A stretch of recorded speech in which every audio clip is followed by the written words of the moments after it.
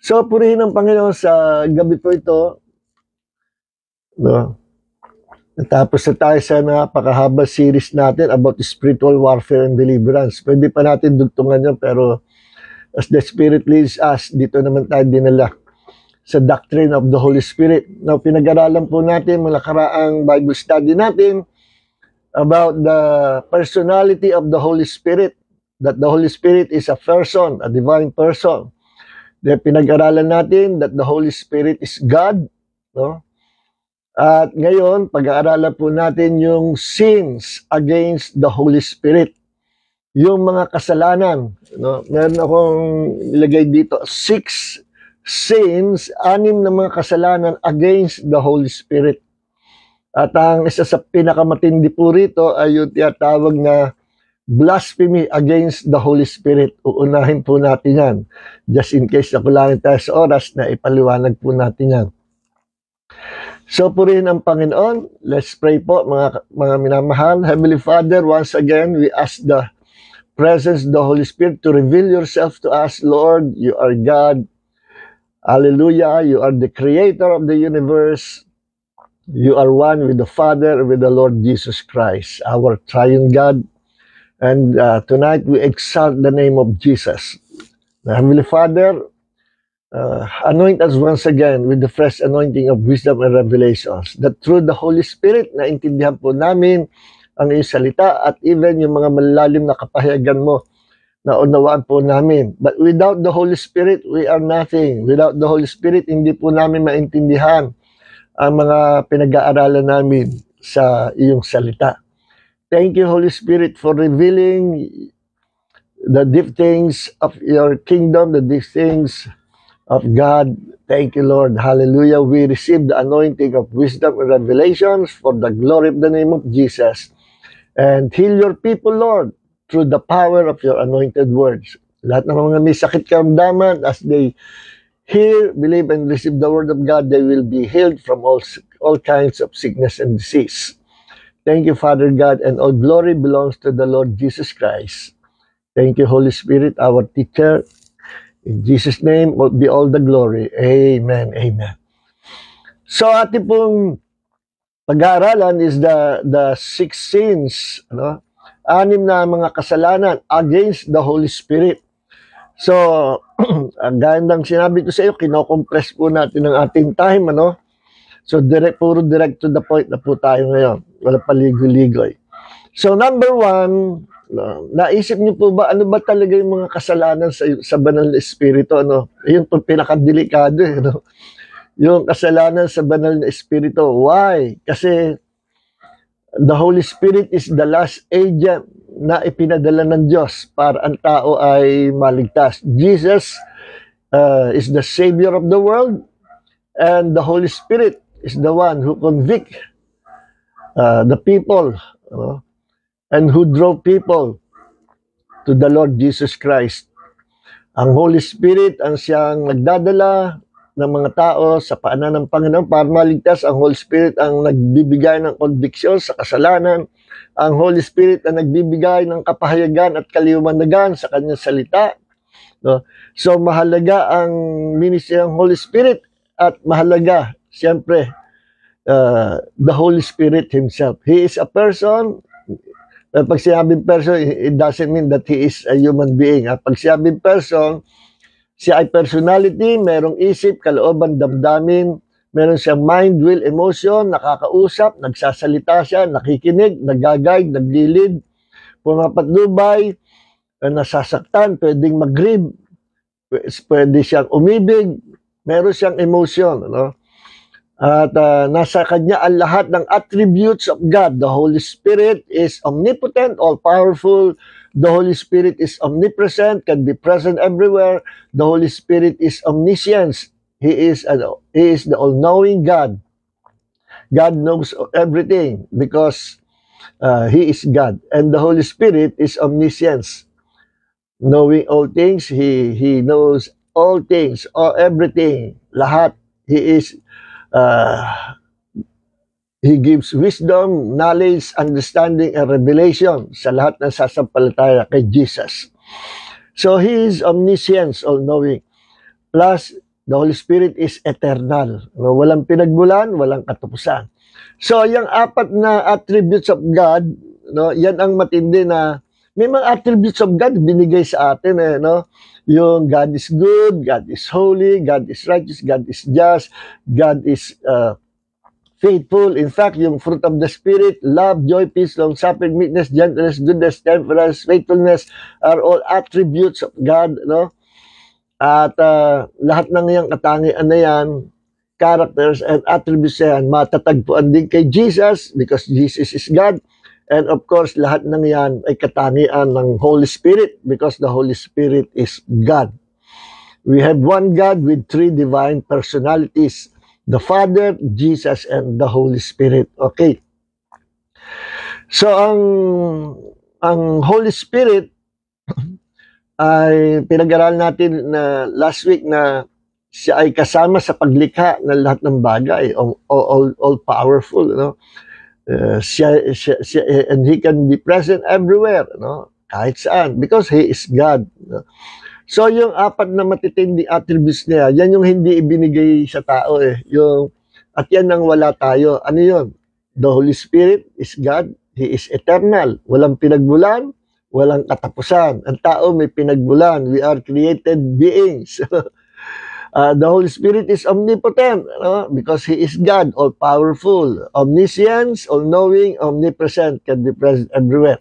So, lahat ng yan, katangian yan, ang Diyos lang ang meron yan. Hindi tayo, ang human beings, ang tao hindi pwede maging present everywhere. No? Limited lang tayo sa isang place. Hindi tayo all-powerful, hindi tayo all-knowing. Only God is all-knowing. So sapagkat lahat ng yan, may mga talata tayong as supporting scriptures to prove that the Holy Spirit is God. So yun ang sinasabi ng salita ng Diyos. Kaya kung may magtuturo, nasasabihin the Holy Spirit is not a person, no? He is not a person, siya ay isang bagay lang o isang tulad ng isang electricity or impersonal force, hindi siya personality. Yan po ay hindi doctrine from the Bible. That's a cult heretic doctrine. Pag may nagsabi that the Holy Spirit is not God, hindi po yan sa Panginoon. Sapagkat siya sabi ng salita ng Diyos, the Holy Spirit is God. No? Hindi siya basta isang force lang. No? Meron siyang damdamin. You can grieve the Holy Spirit. Kaya pinag-iingat po tayo dyan. Pwede ka rin magkasala against the Holy Spirit because the Holy Spirit is a person or a personality because He is God. Okay. So number one sin against the Holy Spirit, ito yung pinakamatindi. Dito minsan nagkakaroon ng iba-ibang paliwanag. Kanina lang pinakinggan ko sa YouTube yung iba-ibang paliwanag. Pero karamihan ay may mga excuses na sinasabi nila, hindi yan para sa atin or hindi tayo magkakasala ng blasphemy against the Holy Spirit kasi si Jesus wala dito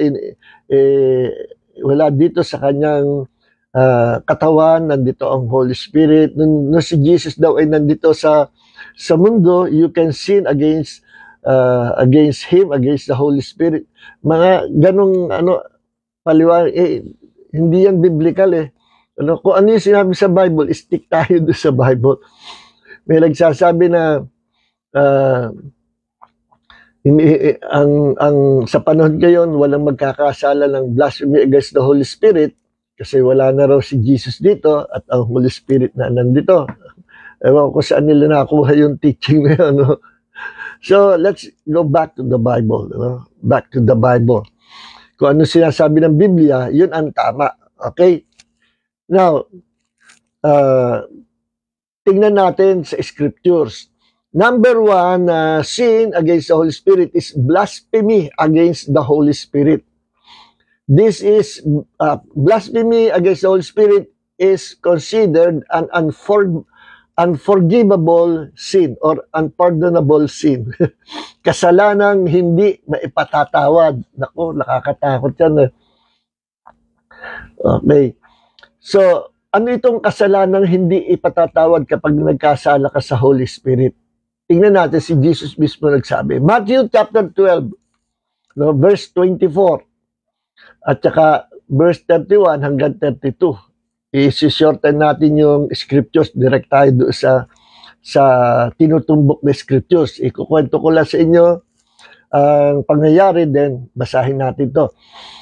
Na-encounter ni Jesus yung mga scribes, yung mga Jew, mga religious leaders and Jews, at hindi naniniwala sa kanya. Nabalitaan yung na si Jesus gumagawa himala, nabalitaan nila, nagpapalay si Jesus ng mga demonyo, no? At nag-comment yung mga Pharisees, mga scribes, at mga Jews na yon na hindi naniniwala sa kanya, at ang sabi sa kanya ay siya ay nagpapalayas ng mga demonyo sa kapangyarihan ni Beelzebul or Beelzebub or Beelzebub or sa iba Beelzebub. Sino si Beelzebub? Siya ay prinsipe ng mga demons, or siya ay isa sa mga siya ay leader ng mga demons, si Beelzebul. At nagka-cast out daw ng mga demonyo si Jesus to the power of Beelzebul, sa kapangyarihan ng demonyo. So yung kapangyarihan ni Jesus, tandaan po ninyo, ay nung siya ay nagkatawang tao, hindi niya ginamit yung kanyang pagiging, nung siya ay nagkatawang tao, nung siya ay naging tao, hindi niya ginamit yung kanyang pagiging omnipresent. Limited siya sa isang lugar lang. Hindi siya omnipresent nung siya ay may physical body. Nilimitahan niya ang sarili niya. Hindi rin siya all-knowing noong time na yun. Remember, nagtanong mga lagad, Lord, kailan katapusan sa libutan? Kailan ang muli yung pagbalik? Kailan ba? At times, ewan ko, ang mga anghel, hindi alam. Ang ama lang nakakaalam, sabi ni Jesus. Pero nung siya ay nakabalik na sa langit, umupo sa kanan ng ama, I believe na alam ni Jesus ang lahat. Noong time na yon na siya ay very limited, nung siya ay may katawang lupa, nabuhay siya na tulad sa tao talaga.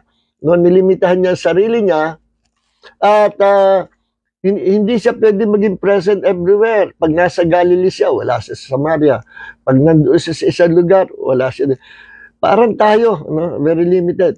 At hindi rin siya all-knowing. Ano? Inalis niya muna yung pagiging all-knowing niya. Remember, sinabi Jesus, hindi ko alam. Ang ama lang ang nakakaalam ng muli kong pagbabalik at katapusan na sa libutan. Ano? So, yun yung panahon na yun, nung siya ay nilimitahan niya sarili niya. At tandaan nyo, sa Philippians chapter 2, verse 5 hanggang 8, na sinabi doon, Jesus he stripped himself. Sa Greek ay kinoo. May hinubad siya. Ano yung hinubad niya? Not his deity, hindi yung pagiging Diyos niya, hindi nahuhubad yung pagiging Diyos.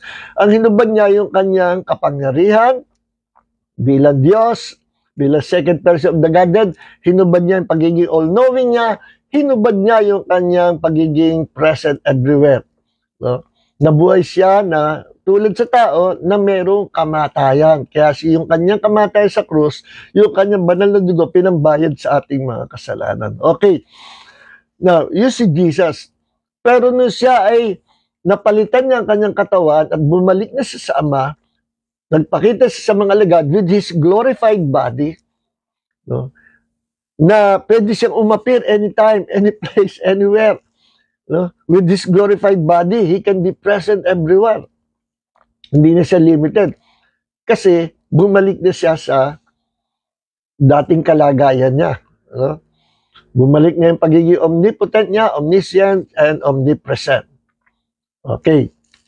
Kaya sabi ni Jesus, all authority, both in heaven and in earth, binigay na sa akin. Meaning, yung nawala, yung hinubad niya, ibinalik uli sa kanya. Okay? Now, yan si Jesus.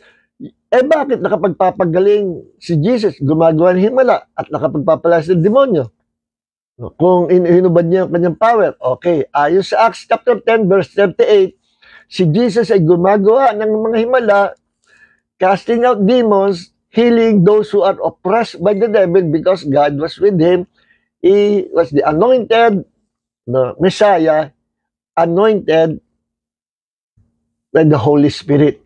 Yung kanyang kapangyarihan ay anointing of the Holy Spirit.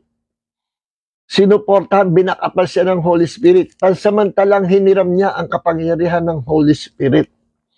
Alam nyo, lahat ng ginawa ni Jesus may pinupuntirya siya, may pinupunto siya. Yung pagiging tao niya, pagkakatawan tao, pagbalik niya sa langit, no? yung paglimitan niya sa sarili niya, then hiniram niya ang power ng Holy Spirit, anointing of the Holy Spirit, lahat yan merong pinupunto. At lahat ng yan ay para sa atin.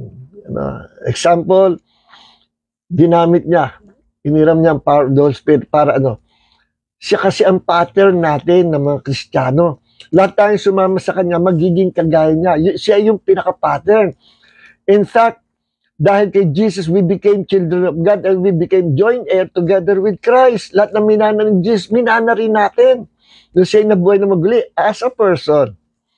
Pero as God, hindi niya kailangan ang pamana, hindi niya kailangan ang kayamanan, o ang riches and wealth of God's kingdom, sapagkat siya ang lumikha ng lahat ng iyon. Siya ang author, siya ang lumikha, siya ang creator, kanya lahat yun. Pero sinasabi, pinamanahan siya for our sake. Bakit? Para lahat tayo ay ginawang katawan ni Kristo, lahat ng bahagi ng katawan ni Kristo, the church of the Lord, ay magiging tagapagmanang kasama ni Kristo. Kung anong naganap kay Jesus at kung anong tinamo niya nung siya nabuhay na maguli at bumalik sa langit, yun din ang tinamo natin.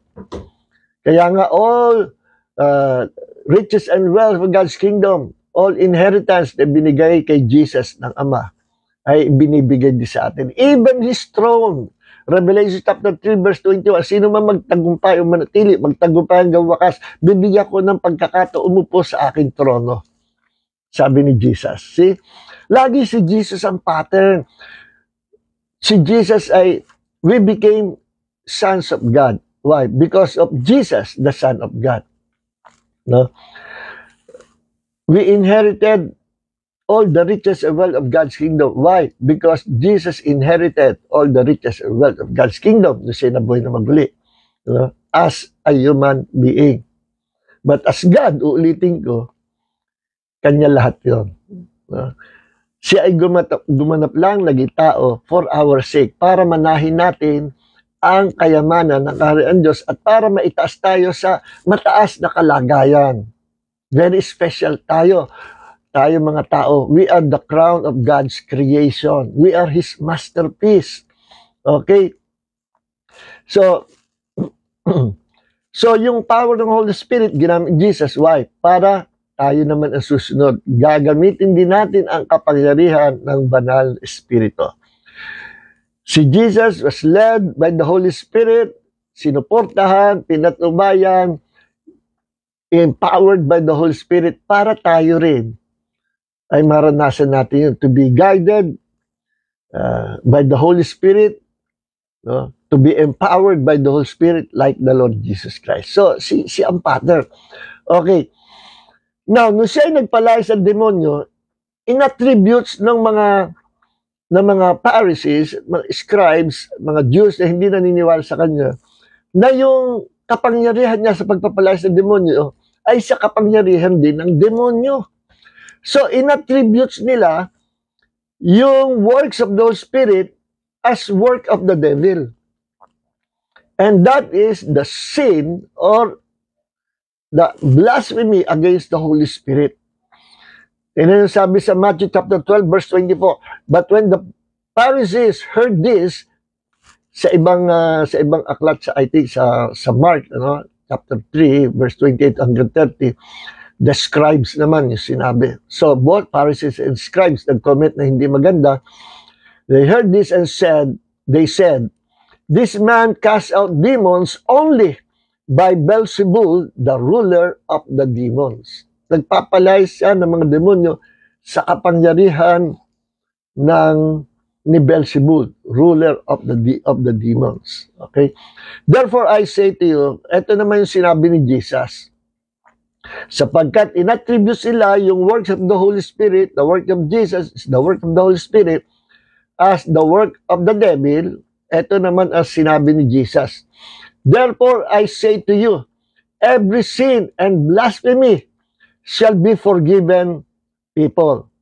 But blasphemy against the Holy Spirit shall not be forgiven. Lahat ng kapusungan, lahat ng blasphemy, lahat ng masamang salita na salitain nyo, no? May kapatawaran except yung blasphemy against the Holy Spirit na walang kapatawaran. No? And whoever speaks a word against the Son of Man, against Jesus, magsalita ka, sino mo magsalita ng masama against kay Jesus, may kapatawaran. It shall be forgiven him. But whoever speak against the Holy Spirit, it shall not be forgiven him, either in this age or in the age to come. Ang magsalita ng masama o nag-blaspheme against Jesus, patatawarin siya ng Panginoon. Pero yung mag-blaspheme ka, magsalita ka ng kapusungan, laban sa Holy Spirit, wala kang kapatawaran. Maging sa buhay niya ito at sa buhay na darating. Meron kang unpardonable sin or sin of unforgiveness. Kasalanang hindi may papatawad. Nakakatakot yun. So, ano ang sin against the Holy Spirit or blasphemy against the Holy Spirit? Yung sabihin nila na yung gawa ng Holy Spirit, yung works of the Spirit, sabihin nila na gawa yan ng demonyo.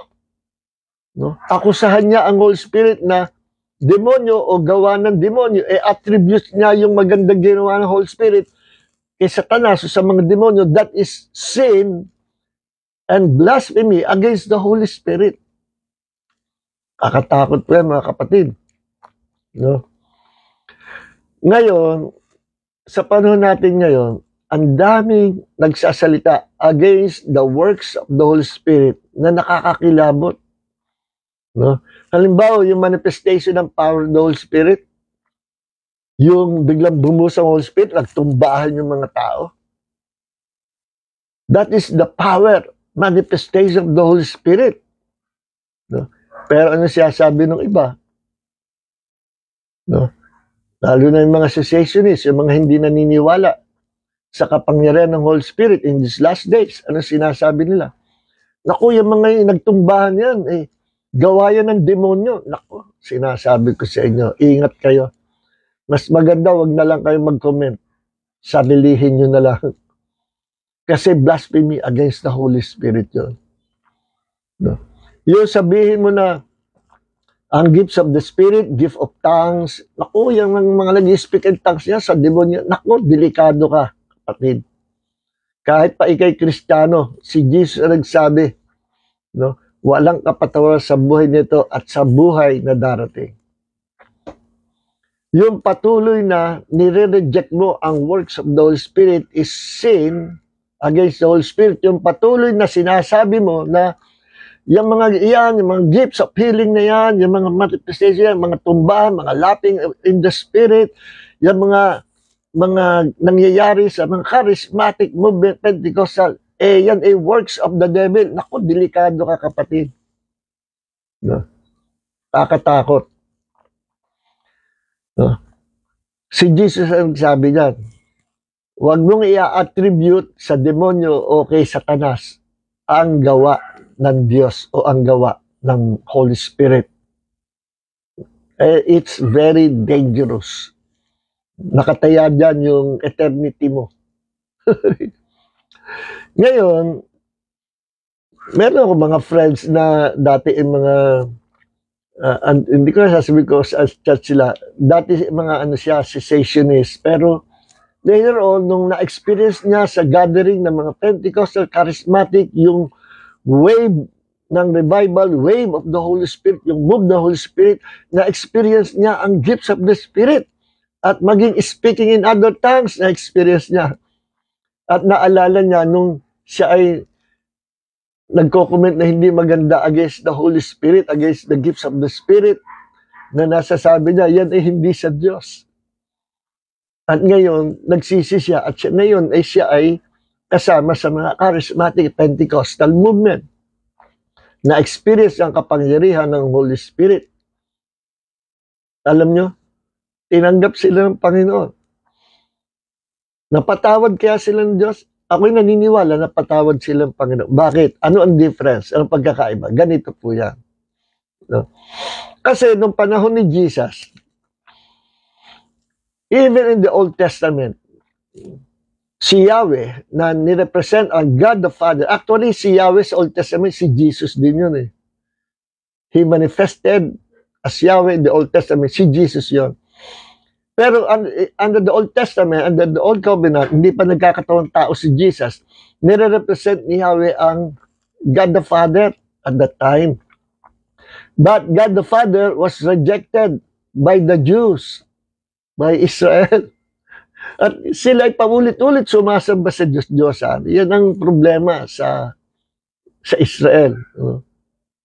Noong time na yon. Ngayon, dumating si Jesus, the Son of God. And, kagaya ng dati, again, they rejected Jesus. Kung paano nireject nila ang God the Father under the Old Covenant, nung dumating si Jesus, they rejected the Son of God. Hindi nila tinanggap as their Messiah. Ngayon, gumawa ng himala si Jesus to prove that He is the Messiah. Nagpalay sa mga demonyo. Acts chapter 10 verse 38. Jesus doing good, healing those who are oppressed by the devil. Because He is anointed by the Holy Spirit. Ginawa ng himala at maging sa pagpalay sa demonyo, nahusgahan pa siya. At yung ginawa niya kabutihan, yung ginagawa ng pagpapalay sa demonyo, ay inattribute sila sa demonyo, kay Satanas, at sinasabi, yan ay gawa ng demonyo. No? Yung i-attribute mo pala ang gawa ng Holy Spirit sa demonyo, that is sin against the Holy Spirit and blasphemy against the Holy Spirit. Ngayon, anong pagkakaiba ng mga modernong panahon natin ngayon? Sa panahon na yun. First, those Jews rejected the Father. Then, dumating si Jesus, they rejected the Messiah, Jesus. Then, ipinakita ni Jesus ang kapangyarihan ng Holy Spirit. And still, for the third time, they rejected the Holy Spirit. Kaya sabi ni Jesus, wala na kayong pag-asa. Wala kayong kapatawaran sa buhay nito at sa buhay na darating. Bakit? Kasi wala nang natitira. The last agent sent by the Father was the Holy Spirit. So if they rejected the Father, then they rejected Jesus, and again, they rejected the last agent, the Holy Spirit. Paano pa sila maliligtas? Yun ang problema sa kanila. They rejected the Holy Trinity, the Triune God. At ang kanilang puso, pinatigas nila. Hanggang sa katapusan, no? They hardened their heart.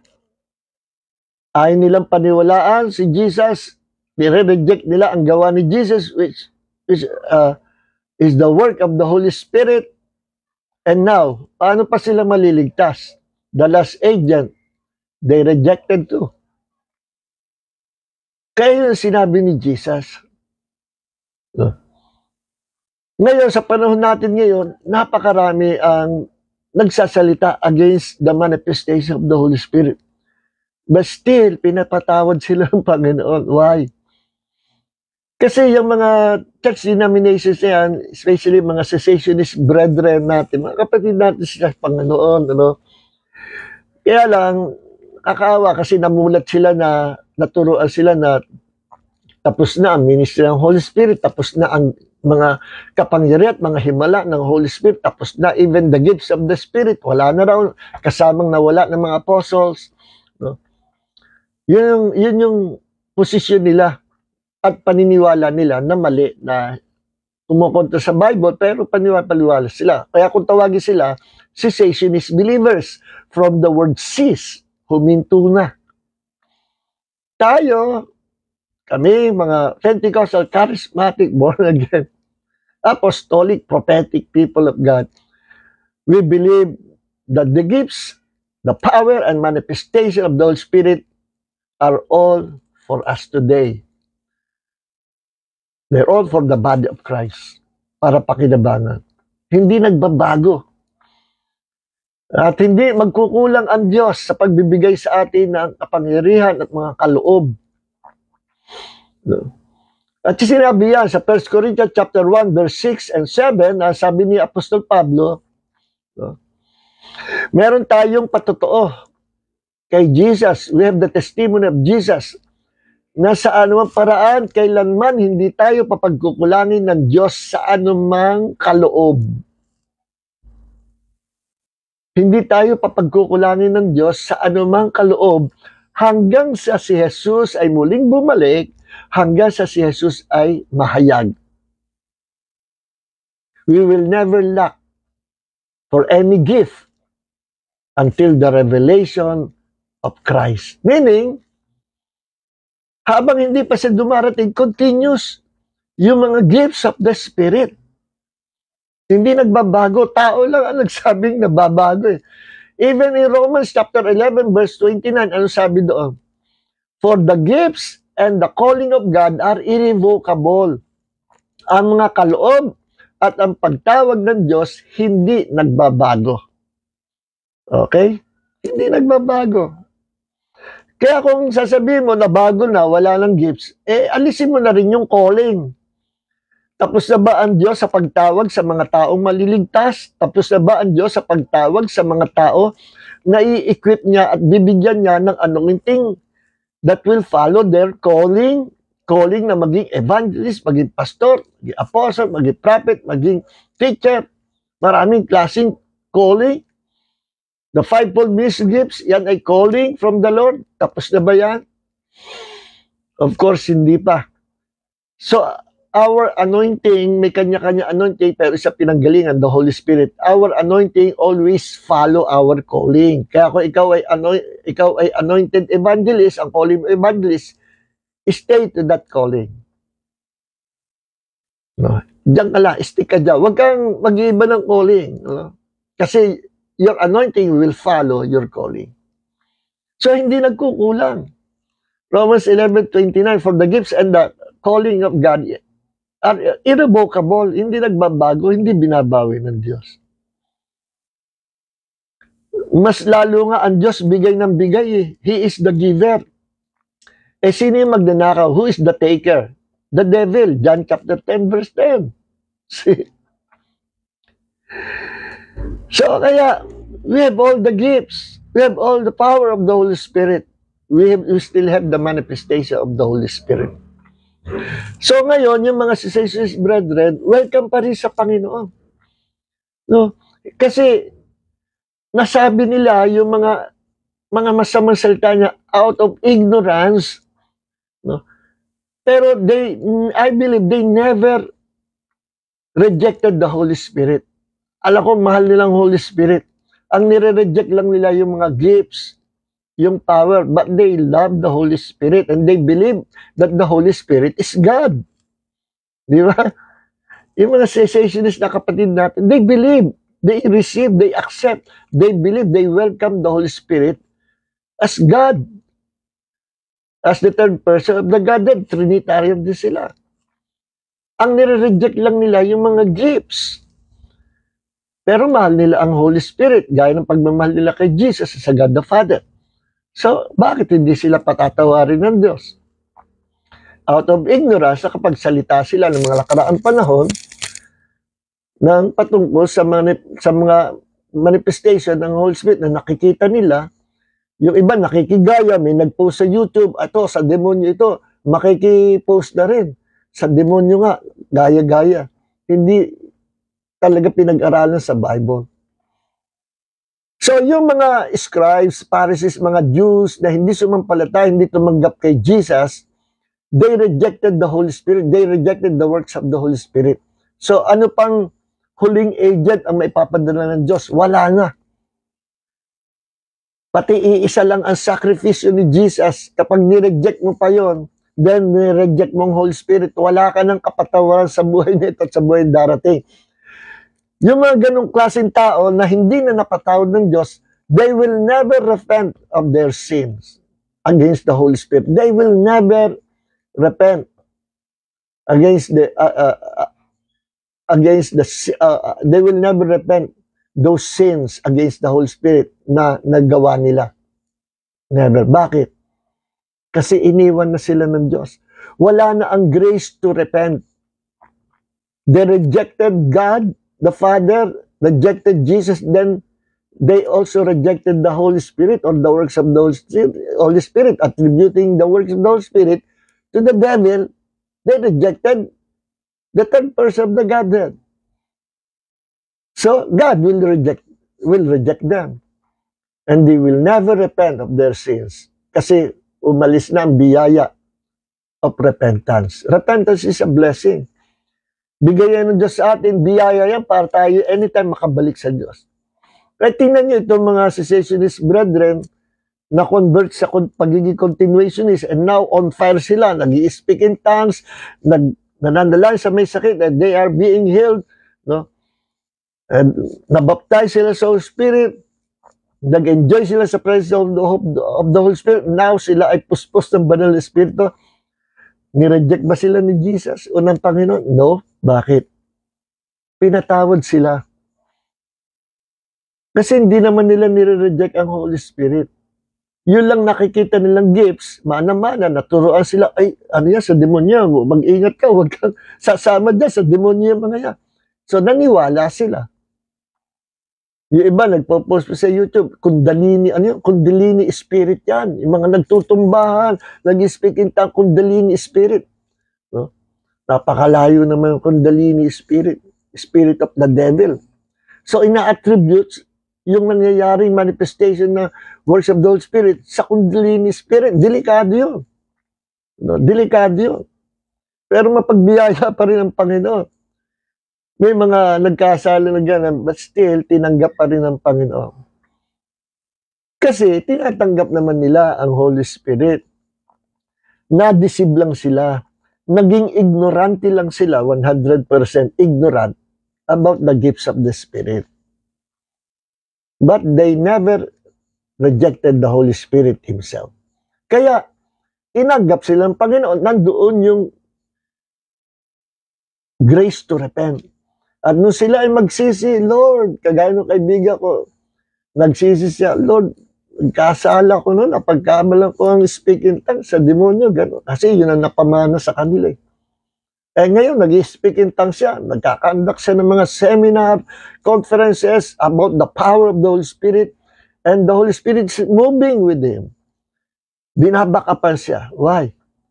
Although siya ay naging ignorante, tinanggap siya ng Panginoon. So, kung kayo ay, nag-iisip, baka ako'y nagkasala ng sin against the Holy Spirit, wag kayong mag-alala. Kung kayo ay nakukonvict, na nakapagsalita kayo ng masama, iniisip nyo, nakapagsalita kayo ng masama against the Holy Spirit, or you rejected the gifts and power of the Holy Spirit, pero kayo ay nakukonvict, nakukonsensya, at kayo nalulungkot, at kayo ay nagsisisi, yan ay palatandaan that the Holy Spirit, God, and Diyos, hindi pa kayo nire-reject. Wini-welcome pa kayo.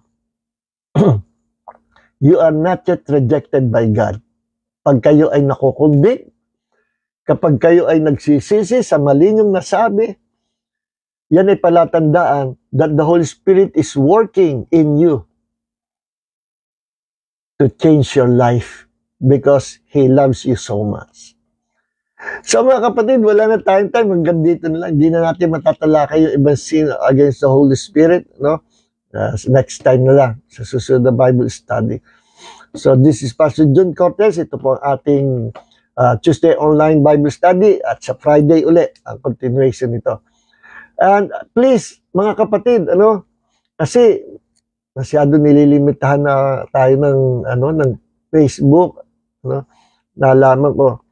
Kasi malaking tulong kapag nilalike nyo yung ating pong programa, yung ating video, the more na maraming mag-like, marami ring naaabot, nare-reach out na mga viewers and listeners. Ini-expand ng Facebook, ganun din sa YouTube, ini-expand. No? Kaya pag maraming nag-like, maraming comments, ini-expand niya yung binubus niya, yung ini-expand niya yung mga taong inaabot, maraming nakakapanood. Pero kapag kayo napanood nyo na, minsan hindi pa nag-like, sayang din. Kaya ang unti lang ng viewers natin, nililimitahan tayo. So please don't forget to like this video and don't forget to pass this video, at lalo na kung mag-comment kayo kahit ano amen, okay na. Please share this video. At sa YouTube, ganda. Or yung isang paraan naman to increase the viewers, ibuboost mo ang Facebook, ganda yung YouTube, at magbabayad ka certain amount, that will reach 1,000 of people. Sasabihin sa'yo, pay this amount and you will reach 1,000 people or you will reach 500 people. Ito may price yun. So, purihin ng Panginoon. Malaking bagay. Kaya makikita nyo yung mga vlogger nakikiusap, please like our video, At sa ganito para marami pong makapanood. Kasi nga, yun ang sikreto para mag-increase yung viewers, i-expand. Nasa 3,000 yata ang mga friends ko. Ang nare-reach lang sa mga friends ko, konti lang konti lang. Okay. So, thank you very much mga kapatid sa pagsuporta nyo kahit tayo lang, tuloy pa rin to. So, purihin ang Panginoon. God bless everyone. Heavenly Father, maraming po salamat sa mga kapatid na laging nandito at patuloy na tumutuloy pa rin itong aming live stream nito. At dalangin po namin in the future na maraming maabot ng salita ng Diyos. Lord, pagpalain mo ang mga kapatid na nakasama ko sa gabi ito. May the grace of Jesus, the love of the Father, and the fellowship of the Holy Spirit be with you all in Jesus' name. Thank you very much. God bless everyone, mga kapatid. Please pass this video, share this video.